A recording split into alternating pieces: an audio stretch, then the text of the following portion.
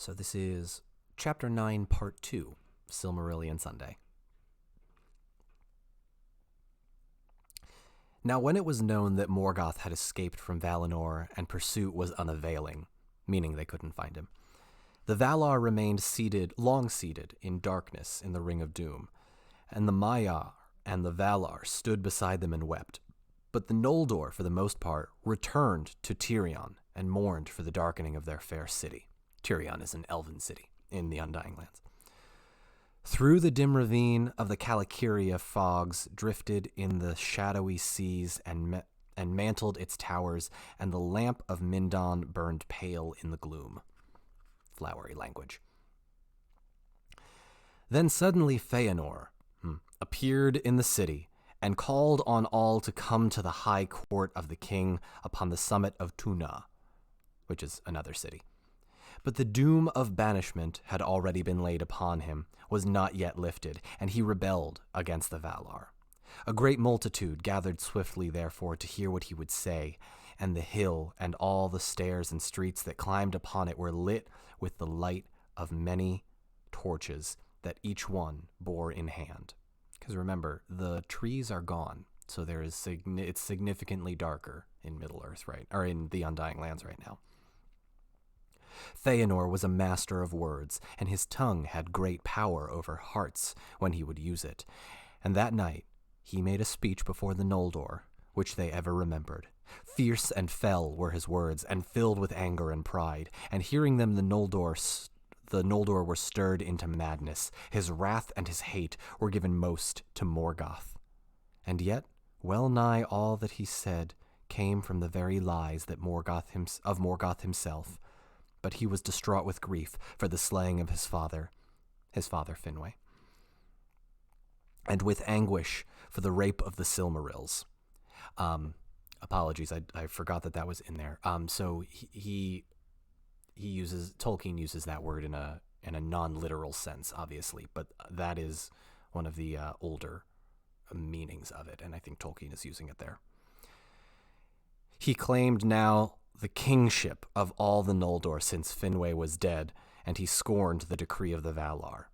"Why, O people of the Noldor," he cried, "why should we longer serve the jealous Valar, who cannot keep us nor ever their own realm secure from their enemy? And though he be now their foe, are not they and he of one kin? Vengeance calls me hence. But even were it otherwise, I would not dwell longer in the same land with the kin of my father's slayer and of the thief of my treasure. Yet I am not the only valiant in this valiant people. And have ye not all lost your king? And what else have ye not lost, cooped here in a narrow land between the mountains and the sea? Here once was light that the Valar begrudged to Middle-earth, but now dark levels all. Shall we mourn here, deedless forever, a shadow folk, mist-haunting, dropping vain tears in the thankless sea? Or shall we return to our homes in Cuiviénen? Sweet ran the waters under the unclouded stars, and wide lands lay about where a free people might walk. There they lie still and await us who in our folly forsook them. Come away, let the cowards keep this city." I'll pause there for a second. So Cuiviénen is the area where the elves first sort of came into being. And so Feanor gives this speech and basically says, hey, we're going. Okay, we're going to go start a war with Morgoth. And people are listening. Long he spoke, and ever he urged the Noldor to follow him by their own prowess to win freedom and great realms in the lands of the east, before it was too late. For he echoed the lies of Melkor, that the Valar had cozened them, and would hold them captive so that men might rule in Middle-earth. Men have not yet arrived yet, by the way. Many of the Eldar heard then for the first time of the aftercomers, which is another name for men. "Fair shall the end be," he cried, "though long and hard shall be the road. Say farewell to bondage, but say farewell also to ease. Say farewell to the weak, say farewell to your treasures, more still shall we make. Journey light, but bring with you your swords. For we will go further than Orome. Orome is one of the Valar. Endure longer than Tulkas, another one of the Valar. We will never turn back from pursuit, after Morgoth to the ends of the earth. War shall he have, and hatred undying. But when we have conquered and have regained the Silmarils, then we and we alone shall be lords of the unsullied light, and masters of the bliss and beauty of Arda. No other race shall oust us. Then Feanor swore a terrible oath. His 7 sons leapt straightway to his side and took the self-same vow together, and red as blood shone their drawn swords in the glare of the torches. They swore an oath which none shall break, and none should take, by the name even of Ilúvatar, calling the everlasting dark upon them, if they kept it not. And Manwe they named in witness, and Varda, and the hallowed mountain of Taniquetil, that's the mountain the Valar live on, vowing to pursue with vengeance and hatred to the ends of the world, Vala, demon, elf, or man, as yet unborn, or any creature, great or small, good or evil, that time should bring forth into the end of days, whoso should hold or take or keep a Silmaril from their possession. Thus spoke Maedhros, and Maglor, and Celegorm, Curufin, and Caranthir, Amrod, and Amras, princes of the Noldor. Those are Feanor's sons. And many quailed to hear the dread words, for so sworn, good or evil, an oath may not be broken, and it shall pursue oath-keeper and oath-breaker to the world's end. Fingolfin and Turgon, his son, therefore, spoke against Feanor, and fierce words awoke, and so that once again wrath came near to the edge of swords. But Finarfin, another one of the elves, spoke softly, as was his wont, and sought to calm the Noldor, persuading them to pause and ponder ere deeds were done that could not be undone. And Orodreth, alone of his sons, spoke in like manner. Finrod was with Turgon, his friend, but Galadriel, the only woman of the Noldor to stand that day tall and valiant among the contending princes, was eager to be gone. No oath she swore, but the words of Feanor concerning Middle-earth had kindled in her heart, for she yearned to see the wide unguarded lands, and to rule there a realm of her own will. Of like mind with Galadriel was Fingon, Fingolfin's son, being moved also by Feanor's words, though he loved them little. And with Fingon stood, as they ever did, Angrod and Aegnor, sons of Finarfin. But these held their peace, and spoke not against their father. At length, after long debate, Feanor prevailed, and the greater part of the Noldor there assembled. He set aflame with the desire of new things and strange countries. Therefore, when Finarfin spoke yet again, for heed and delay, a great shout went up, "Nay, let us be gone." And straightway Feanor and his sons began to prepare for marching forth. I'll pause there for a second and take questions. For anyone joining on TikTok, I'll be taking questions on my Twitch. Feel free to join. The link is in the bio. Also, I have some people to thank. Thor, thank you for the resub. Very kind of you. And Nama J, thank you for the follow. Much appreciated. So, a brief summary of what just happened. All of the elves in the group called the Noldor, which is like a race of elves, are basically debating whether or not to leave Middle-earth. Oh, thank you. I'm 1F3G CH3D. Thank you. I don't know how to pronounce your name, but thank you for the follow. So feel free to type your questions in the chat, and I'll kind of explain what just happened. All of the Noldor are getting together and saying, okay, we're going, right? Let's go. And a couple of the elves are like, no, let's be cool. Let's not do anything rash. And Feanor and his sons swear an oath. And the oath of Feanor is important, and we need to remember it, because in Tolkien's universe, words have a power that they do not in our universe. Think of swearing an oath as, I liken it to the unbreakable vows in the Harry Potter universe, or anything where basically if you swear to do something and you do not do it or you do not follow through with it, great evil befalls you, whether that's great misfortune, death, horrible things happening to your loved ones. It happens. And in doing so, Feanor creates a series of events that really just snowball totally out of control. All right, I am going to go back and take a couple of questions. Here we go.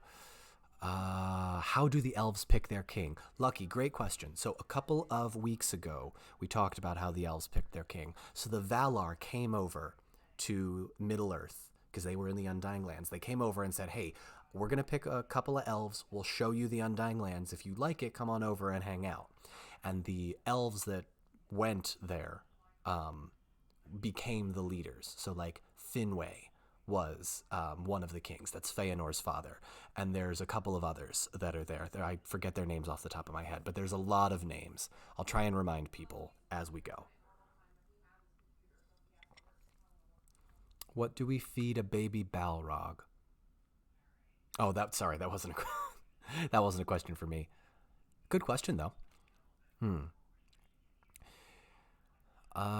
Most of this is about what we feed baby Balrogs. I'm all right with that. That's fun in the chat. Yeah, so it is cool to hear Galadriel's backstory. Did y'all catch that? That was Galadriel the Galadriel from the trilogy. Do I think the theory that the Arkenstone is a Silmaril holds any water? Mr. Mime, no, I don't. And here's the reason why. When Melkor is holding the Silmaril, when he steals them, his hand is burned. So the Silmarils are hallowed gems, and very few people can actually hold them, mortal or otherwise. And people have held the Arkenstone, right? Dwarves have held the Arkenstone. And you don't get burned when you hold it. I like the idea, though, but I don't think it's the same. Is that how the lakes get at the bottom of the mountains? Not entirely sure what you mean by that, but that might be referring to the Balrog stuff. Also, do I have slow chat on? I apologize. I might. We had something else happen. Yeah, no, slow mode is off. Excellent. Okay. Hey Chris, what's going on?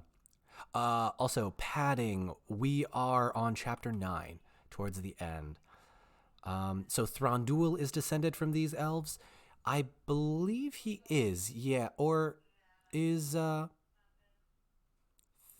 Thranduil is Sindarin, or a Sylvan elf. I don't think Thranduil is descended from these folks, actually. He's a Sylvan elf, if I remember correctly. How many dwarves could a Balrog yeet if a Balrog could yeet dwarves? That's not a Silmarillion question, but I like it anyway.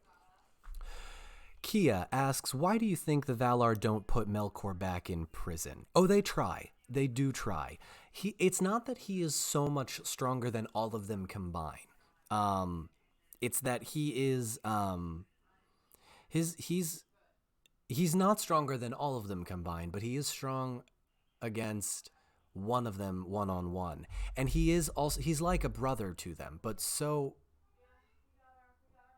I can't thank you for the follow, sir or ma'am. Stark, thank you for the gift sub. Very kind of you. And Lou Kia, thank you for the follow. 420. Glad you got that one.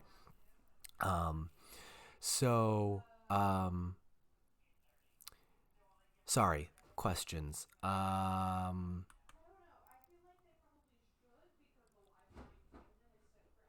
So why don't the Valar throw him back in prison? He is basically one of them, and they did want to give him a chance. And as soon as he does something bad, he immediately runs away. Melkor's a problem. I mean, Melkor's a huge problem. I feel like I say that all the time, but yeah. Thor asks, do Balrogs spawn other Balrogs? No, so there are no Balrog babies. Balrogs are Maya, and Maya are corrupted spirits. I'm sorry, Maya aren't corrupted spirits. Balrogs are Maya, and Melkor corrupted some of the Maya and turned them into Balrogs, basically, what they look like. All right, so let's keep it going.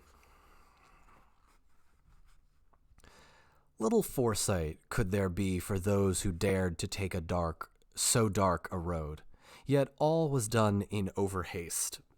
So they acted a little brashly. Yet all was done in overhaste, for Feanor drove them on, fearing lest in a cooling of their hearts his words would wane and other counsels yet prevail.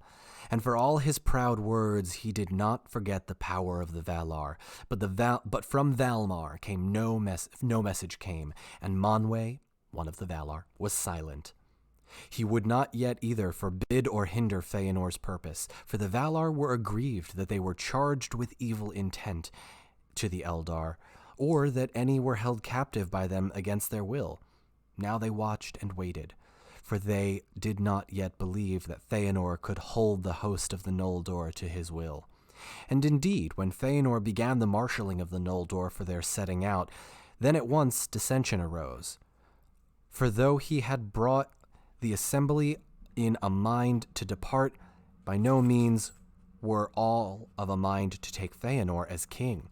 Greater love was given to Fingolfin and his sons, and his household, for the most part of the dwellers in Tirion, refused to renounce him, if he would go with them, and thus, at the last, as two divided hosts, the Noldor set forth upon their bitter road.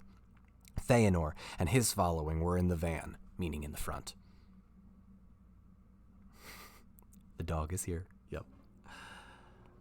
Feanor and his following were in the van, but the greater host came behind under Fingolfin. Fingolfin is Feanor's half-brother. And he marched against his wisdom, because... Oh, excuse me, sorry, I lost my page. And he marched against his wisdom, because Fingon, his son, so urged him, and because he would not be sundered from his people that were eager to go, nor leave them to the rash counsels of Feanor. Nor did he forget his word before the throne of Manwe.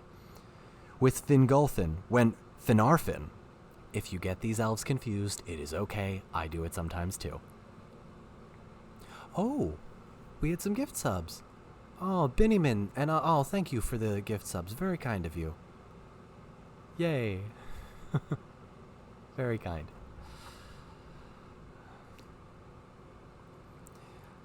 All right. With Fingolfin went Finarfin also, and for like reasons, but most loath was he to depart, so he didn't want to go. And of all the Noldor in Valinor, who were grown now to a great people, but one tithe refused to take the road, and some for the love that they bore to the Valar, and to Aule not the least. Aule is another one of the Valar. And some for the love of Tirion, and the many things they had made, none for fear of peril by the ways. But even as the trumpets sang and Feanor issued from the gates of Tirion, a message came at last from Manwe, saying, Against the folly of Feanor shall be set my counsel only. Go not forth, for the hour is evil, and your road leads to sorrows that ye do not foresee. No aid will the Valar lend you in this quest, neither will they hinder you.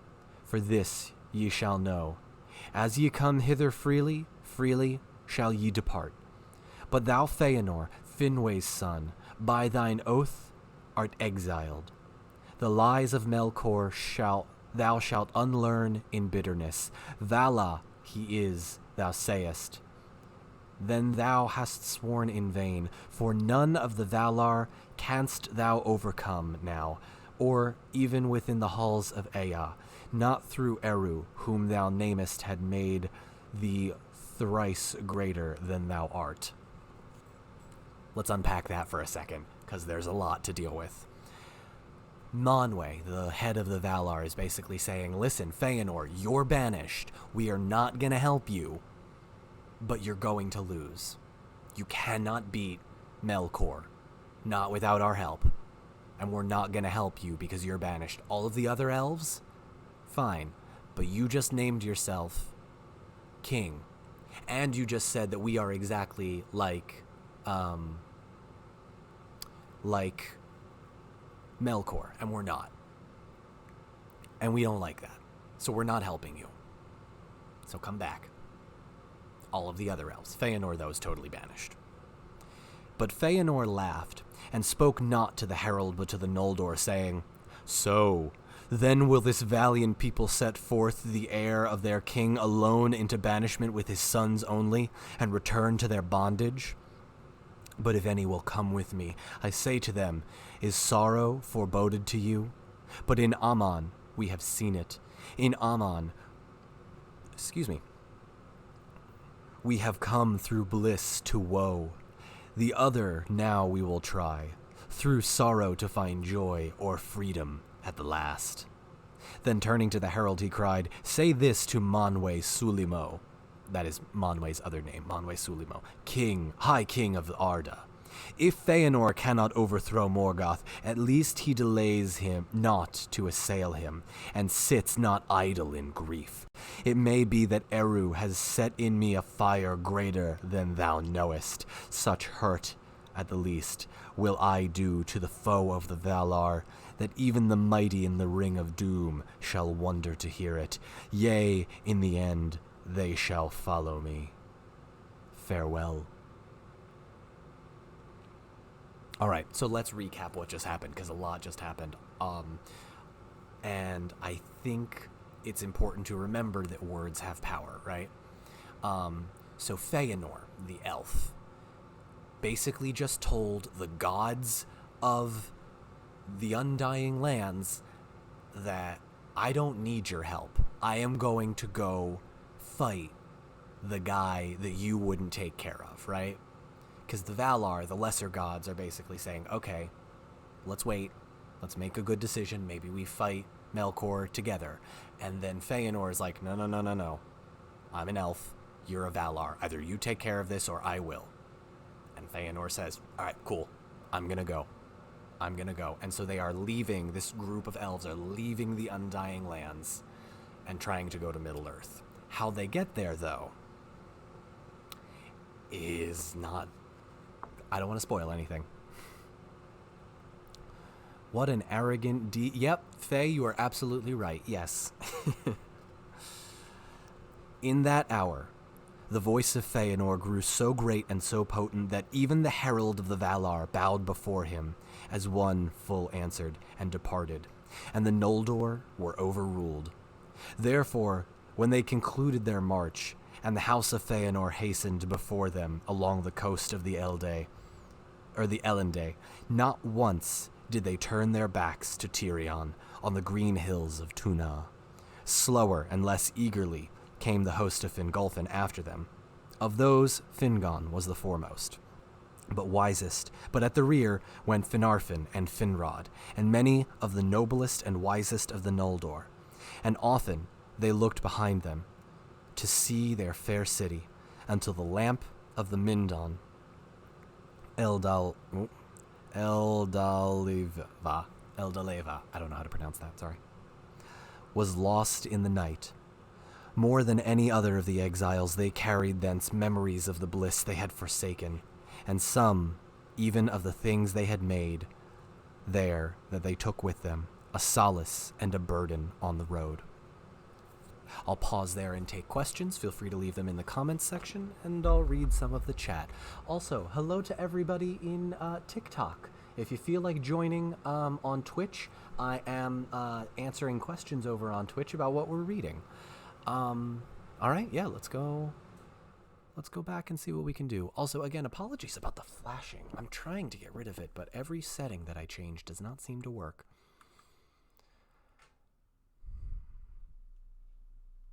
Also, Binnyman, thank you for the gift subs. I think I said thank you again, but it bears repeating. It's very kind of you. Thank you. The spider drank some of the magic tree. Yes, Ungoliant took the light sap from the trees. Feanor went Leroy Jenkins. Lucky Duck, you're not wrong. You are not wrong. Hey, Condiment Games, welcome. Thor, no, they don't swim. They do not swim. Can you imagine if they did, though? Why does Feanor think so much of himself? Is it a fake it till you make it, since words have power? So, Padding, I would say no, it is not a fake it till you make it scenario with Feanor. Feanor really is that arrogant. Feanor believes he is probably the most powerful elf in the world, and probably could take Melkor one-on-one. He doesn't, or he's not able to, at least, because he wasn't there when Morgoth attacked his homeland. Every time you keep saying it, you keep hearing the hills of Tuna. Yeah, so I say the hills of Tuna because there's an accent, but it's spelled the same way, Tuna.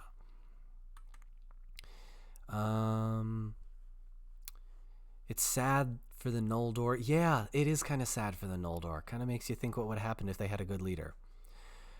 Allie has a question. The other sons of Finwë didn't take the oath. No, so the only ones to take the oath of Feanor are Feanor himself and his 7 sons. How do I think Thranduil came to be a king if he's a different elf? So Thranduil had a father named Orifor, so Legolas's grandfather. And he was a king of, I believe it's the Sylvan elves. I don't think he is mentioned in the Silmarillion, so we might not get it from him here. We might not see him here, but we might see him in another one of the books. I believe it's Unfinished Tales or Book of Lost Tales. I might be wrong about that. I'm a little rusty on my Thranduil lore. Sorry about that. The thing about Feanor is he was given his mother's entire life force. Yes, that is a excellent point, Chris. So something that I did forget to mention during my recap is that when Feanor's mother gave birth to him, she literally felt the life and spirit drain out of her. And she died. She basically died very shortly after childbirth. Like, all of my power and all of my being I gave into giving birth to Feanor. And he's basically elf 1.5. That's a great way to put it, Chris. He is basically 1.5 elves. Deadhead asks, how many Balrogs does Melkor have? I don't think we get an exact number, but I would say several. Maybe close to a dozen at this point. We don't get an exact number. All right, I'm going to keep going if that's all right. Now Feanor led the Noldor northward, because his first purpose was to follow Morgoth. Moreover, Tuna, beneath Taniquetil, that's the city beneath the mountain where the Valar live, was set nigh to the girdle of Arda. And there the great sea was immeasurably wide, whereas ever northward, the sundering seas grew narrower, as the wastelands of Ahriman and the coasts of Middle-earth drew near together.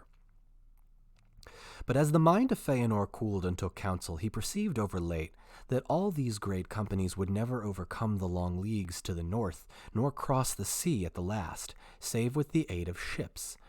Yet it would need long time and toil to build so great a fleet, even were there any among the Noldor skilled in that craft. He resolved therefore to persuade the Teleri, which are another group of elves that really like the water. He resolved then to persuade the Teleri, ever friends of the Noldor, to join them, and in his rebellion he thought that thus the bliss of Valinor might be further diminished, and his power for war upon Morgoth be increased. He hastened then to Alqualonde, which is where they live, and spoke to the Teleri, as he had spoken before in Tirion. But the Teleri were unmoved by aught that he could say. They were grieved indeed at the going of their kinsfolk and long friends, but would rather dissuade them than aid them, and no ship would they lend, nor help in any building against the will of the Valar. As for themselves, they desired now no other home but the strands of Eldamar, which is where they live, and no other lord than Aule, prince of Alqualonde, who is their leader. As for themselves, they desired no other home but the strands of Eldamar. Sorry, I'm repeating myself.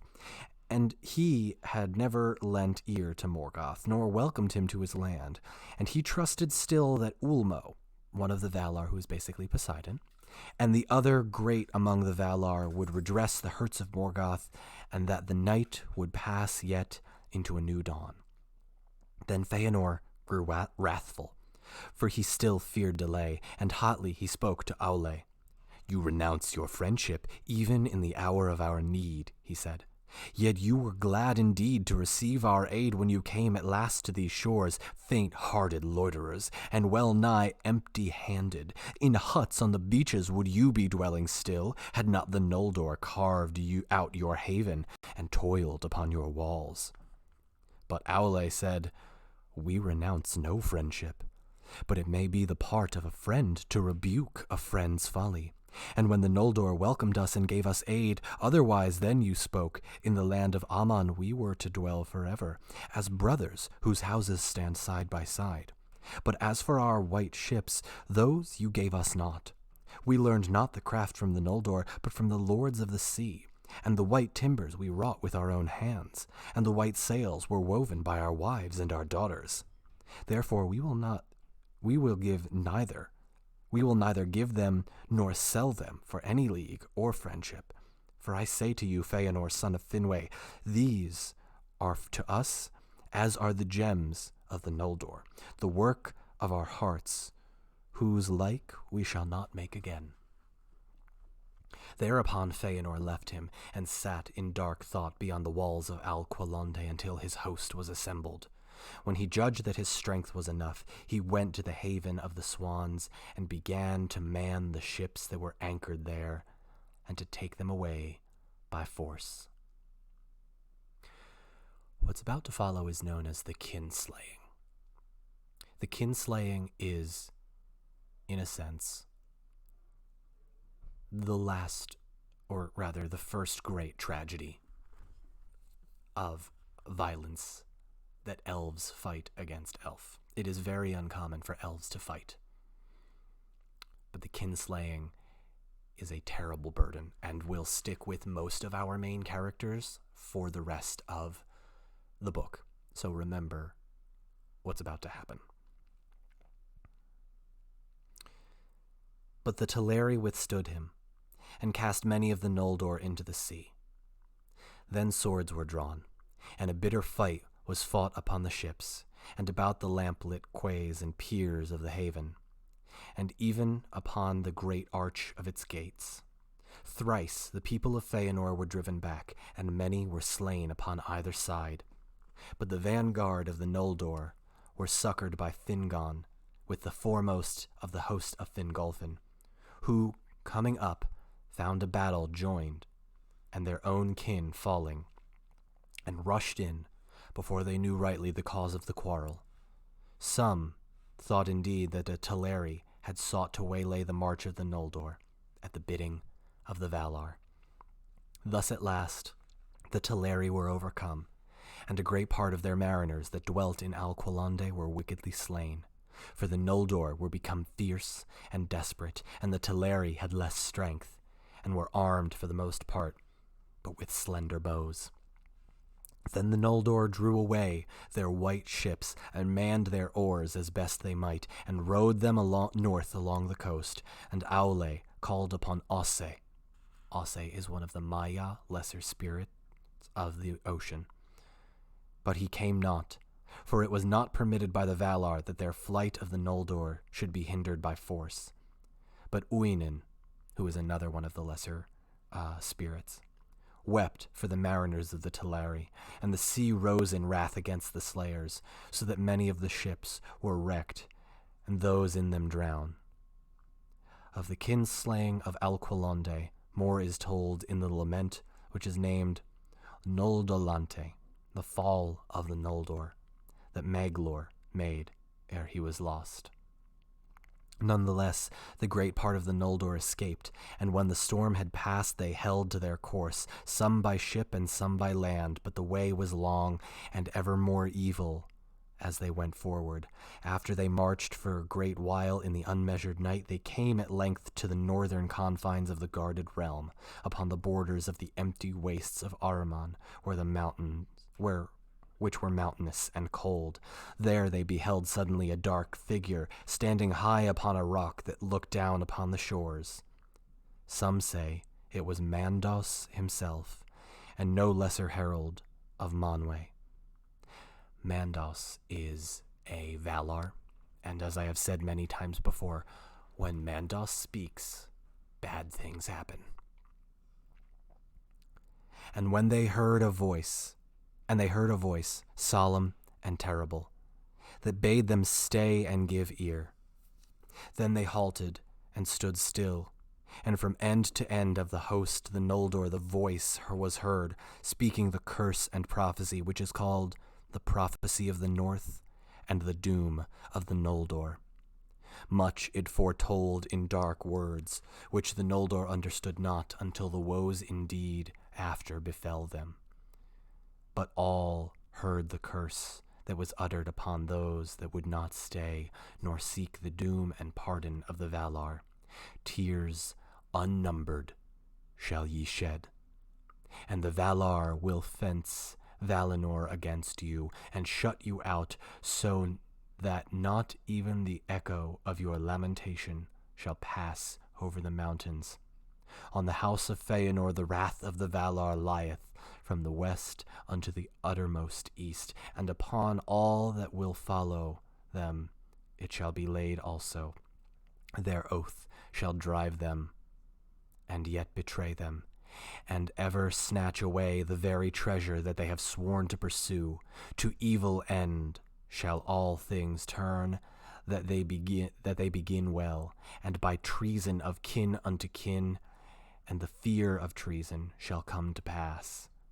The dispossessed shall they be forever. Ye have spilled the blood of your kindred unrighteously, and have stained the land of Aman.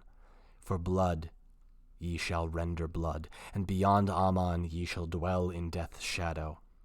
For though Eru appointed to you not to die in Ea, and no sickness may assail you, yet slain ye may be, and slain ye shall be, by weapon or by torment and by grief, and your houseless spirits shall come then to Mandos. There long shall ye abide and yearn for your bodies, and find little pity, though all whom ye have slain should entreat for you. And those that endure in Middle-earth and come not to Mandos shall grow weary of the world, as with a great burden, and shall wane, and become as shadow of regret before the younger race that cometh after. The Valar have spoken. I'm going to pause there and take some questions. Whew, that is a heavy part. That is a very heavy part. So that is what is known as the prophecy of the North and the doom of the Noldor. And there is a lot of language there, so I'll explain that a little bit. What just happened was, I like to think of it as Mandos saying those words. The elves, the group of elves called the Noldor, killed their brethren, the Teleri. Chief, thank you for the follow. Very kind of you. And once they did that, once the kin-slaying happened, when the Noldor killed the Teleri, the Valar said, final straw. You're done. You're banished. You're not coming back. We are not going to help you one bit. We are going to make sure that you never come back here. Anyone that follows Feanor is banished. Anyone that took part in the kin-slaying, gone. When you die, and when the elves die, you will not leave to go be with God, with Eru. Your spirits will stay here in the physical world. You will be with Mandos. Mandos is the Valar. He has a physical location called the Halls of Mandos, which is where he was, where he keeps the elf spirits. Elves can come back to their bodies if they so choose, but once the elves die, once they die from the sword or by torment or by their own hand, even maybe a little gruesome there, but it does happen. They will never be satisfied. They will be weary, and they will always be cursed like that. So yes, I think I see Charlations ask, was Galadriel one of the cursed and banished? Yes, Galadriel was. And also, Chris makes that a good point. This is just for the Noldor. The Teleri that are still there are fine. The elves that are in Middle-earth right now, they're fine. They can come over. So, yeah. I'll do a very brief summary of what just happened to kind of explain. Morgoth, one of the Valar, one of the lesser gods, killed the elven king Finwë and stole these jewels called the Silmarils and fled to Middle-earth. Feanor, the son of the king, says, okay, that was not cool. The Valar need to help. We're going to go after him. And the Valar are like, hang on, let's wait. And Feanor's like, no, we got to go. And he leaves. And he takes a bunch of elves with him. And then the Valar are like, yo, don't do that. And Feanor says, no, we're going. So he goes to another group of elves called the Teleri. And the Teleri are like, okay, what's up? And Feanor says, I want your ships. We're going to Middle-earth. Come with us. And the Teleri are like, whoa. No. Bad idea. We're not giving these to you. These are ours, right? We are your friends. You're making a mistake. Don't do this. And so Feanor begins a battle with the Teleri and slays elves. And then Mandos, one of the Valar, as the Noldor are literally on the ships that they stole sailing to Middle-earth, is like, all right, you're banished. You're not allowed to come back. We're done. Boom. Gone. Valar will have nothing to do with the Noldor. It's very severe. Elves don't fight other elves, right? And it was very uncommon for elves to even verbally fight with other elves. There were disagreements, obviously. But yeah, that's what happened. I hope that recap kind of helps. Also, for anyone on TikTok, feel free to come join us on Twitch. I'm taking questions about the Silmarillion. So the prophecy itself, River, is not about the Silmarils themselves. It's about the Noldor. How long after can the elves come back to their bodies? Chris, you answered that. Thank you. Yeah, I don't think it's specified, but they do need time to it's like time out, honestly. It's a little bit like time out. Sit in the corner and think about what you've done. And they do. We do get one elf named Glorfindel who does come back to his body. We are going to see him in the first age, and then you'll also see him in the Fellowship of the Ring book. All right. So how is Galadriel able to sail to the Undying Lands? Off the top of my head, I think enough time has passed, and she helped defeat Sauron, so I think she's allowed back. Finrod also got reincarnated. Did he? I'll have to double check that. Thank you. But yeah, Galadriel is initially included. Yeah, it is basically like a respawn timer, Thor. That's a good way to put it. Glorfindel was the one to save Frodo. Yes, River, that's right. Glorfindel was the one that saved Frodo from the Nazgul in the Fellowship of the Ring book. They replaced Glorfindel with Arwen, which is a change that I'm okay with.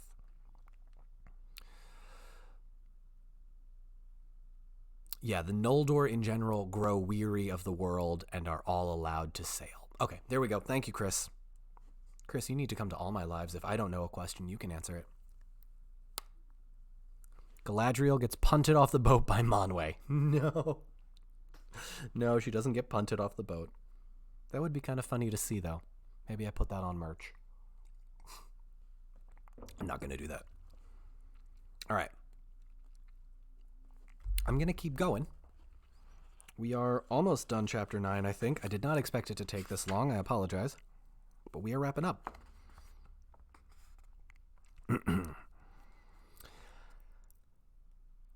So we left off with the Valar have spoken.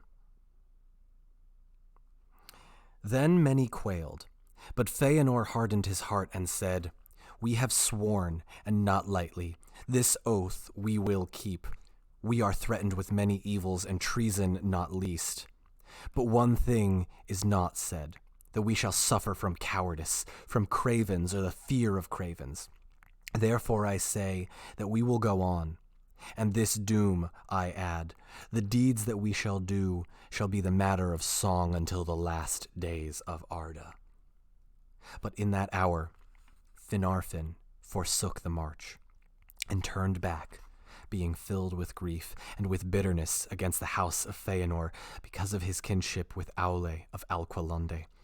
And many of his people went with him, retracing their steps in sorrow until they beheld once more the far beam of the Minda upon Tuna, still shining in the night, and so came at last to Valinor.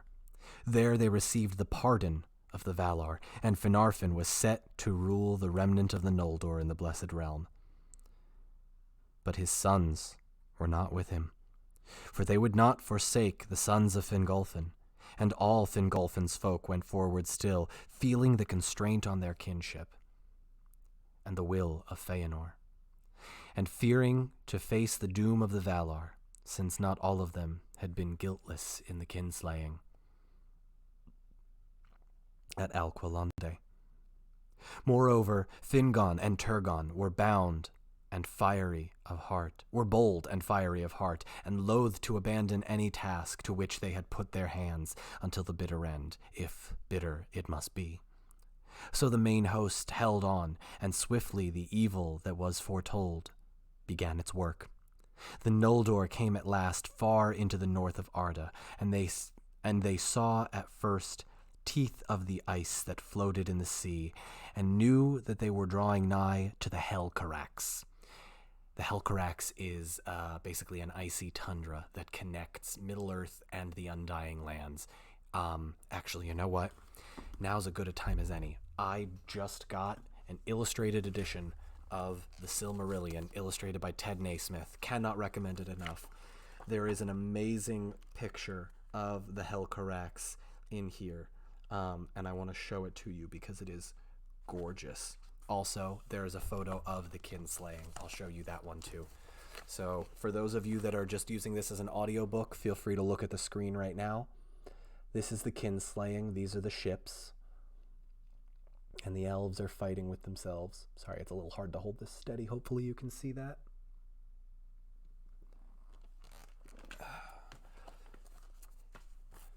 Yeah, the illustrations in this chapter are absolutely gorgeous. Are there more? I'll take a quick second to look if there are more. Okay, not specifically in chapter 9, but I want to give you an idea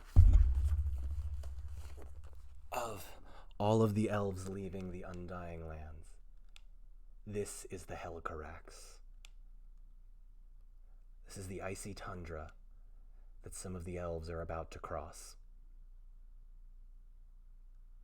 Absolutely gorgeous rendering. I'll see if I can get a little closer just to see how many elves there are. Are there any Balrog illustrations? I don't think there are, actually, which is a shame. Yeah, I don't see any at the moment. All right. Let's keep going, shall we? We are almost done. Just wanted to pause really quickly because that's one of the beautiful ones. Beautiful illustrations.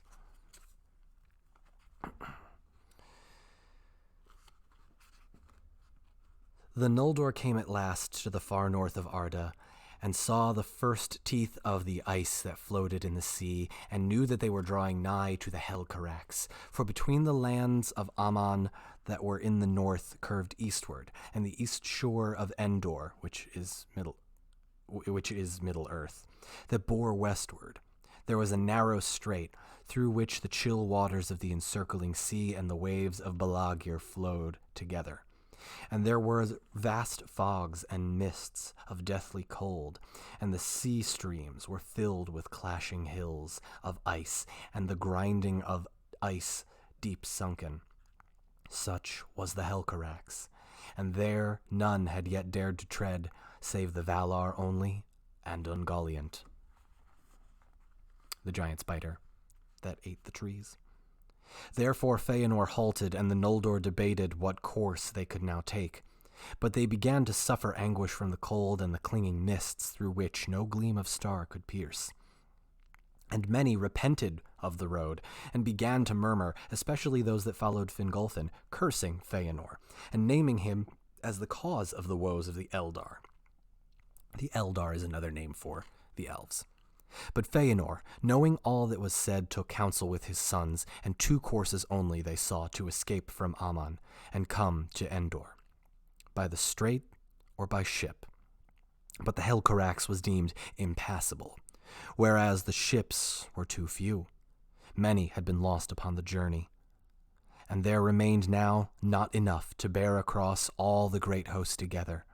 Yet none were willing to abide upon the western coast, while others were ferried across. Already the fear of treachery was awake among the Noldor. Therefore it came into the hearts of Feanor and his sons to seize all of the ships and depart suddenly, for they had retained the mastery of the fleet since the battle at the havens, and it was manned only by those who had fought there and were bound to Feanor. And as though it came to his call, there sprang up a wind from the northwest, and Feanor slipped away secretly with all whom he deemed true to him, and went aboard, and put to sea, and left Fingolfin in Araman. And since the sea was there narrow, steering east and somewhat south, he passed over without loss, and first of all the Noldor set foot once more upon the shores of Middle-earth. And the landing of Feanor was at the mouth of the firth which is called Drengist, and ran into Dorloman. But when they landed, Maedhros, the eldest of his sons, and on a time a friend of Fingon ere Morgoth's lies came between, spoke to Feanor, saying, "Now what ships and rowers will you spare to return, and whom shall they bear hither first? Fingon the valiant?" And Feanor laughed as one Fey. And he cried, "None and none.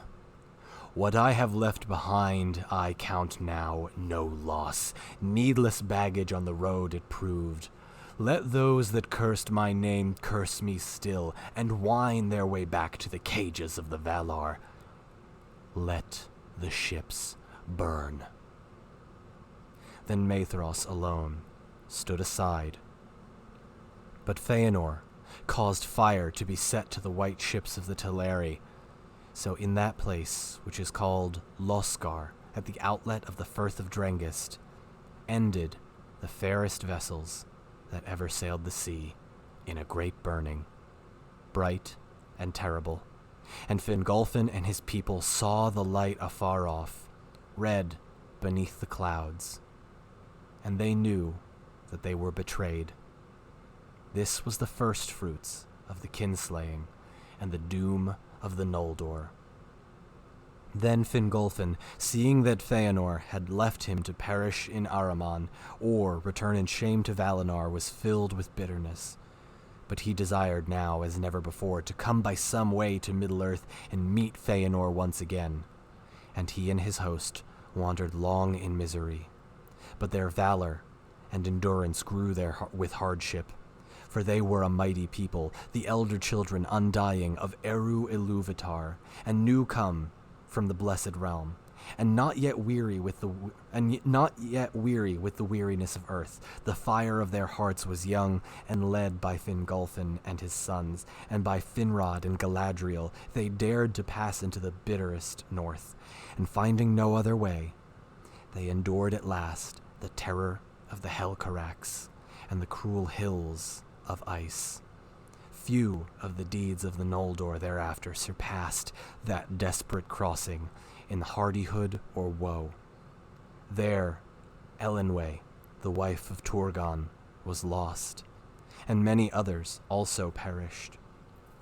And it was with a lessened host that Fingolfin set foot at last upon the outer lands.